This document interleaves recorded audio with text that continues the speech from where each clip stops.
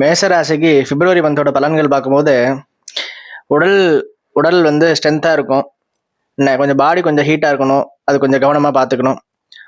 Hard work, discipline இது இருக்கிறதுனால கொஞ்சம் உயர்வு அப்படிங்கிறது ஏற்படும். பண வரவு அப்படிங்கிறது கொஞ்சம் ஸ்டடியாக இருக்கும். ப்ரொஃபஷன் மூலயமா பணம் வருமானம் வரத்துக்குண்டான வாய்ப்புகள் அதிகமாக இருக்குது. தைரியம், கான்ஃபிடன்ஸ், கம்யூனிகேஷன் இதெல்லாமே அதிகரிக்கும். முயற்சி நேரடியாக வந்து கெரியர் குரோத்தால் மாறும். சந்திரன் 4ஆம் இடத்துல இருக்கிறதுனால வந்து வீட்டு சூழல் வந்து ரொம்ப கொஞ்சம் மனசை கொஞ்சம் அதிகமாக பாதிக்கிற மாதிரி இருக்கும். அது கொஞ்சம் கவனமாக பார்த்துக்கணும்.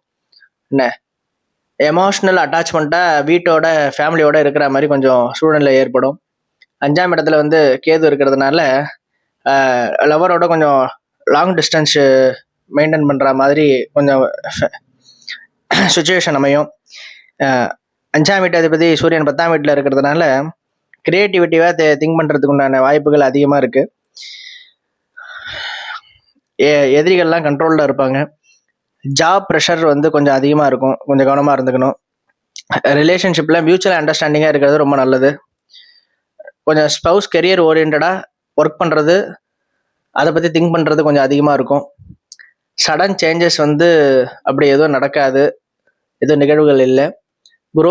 ப்ரெஷர் இருந்தாலும் கொஞ்சம் க்ரோத் இருக்கும். 9ஆம் வீட்டு பலன்கள் பார்க்கும்போது எஃபர்ட் போட்டதுக்கப்புறம் லக் அப்படிங்கிறது கிடைக்கிறதா இருக்கு. 10ஆம் வீட்டு பலன்கள் பார்த்தா